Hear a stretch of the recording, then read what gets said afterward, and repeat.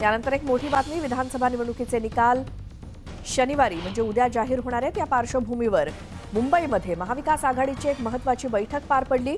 बैठकीनंतर महाविकास आघाडीचे नेते मातोश्रीवरती पोहोचले आणि त्यानंतर सिल्वर ओकवरती शरद पवारांची देखील त्यांनी भेट घेतली।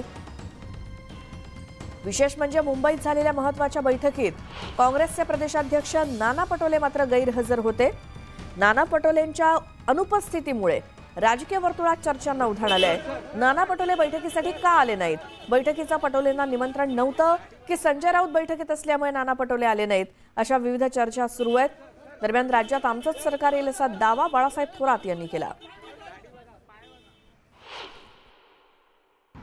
पवार साहेबांना आता आम्ही भेटून सगळ्या जी वस्तुस्थिती आहे, काय काय घडलं याचा चर्चा त्यांच्याबरोबर केली आहे। माननीय उद्धवजींबरोबर सुद्धा आम्ही चर्चा केलेली आहे आणि आमचं मत पक्कं झालेलं आहे की आमच्या जागा येत आहेत आणि आम्ही सहजपणे सरकार बनवू शकतोय, इतकी चांगली परिस्थिती आमची राहणार आहे।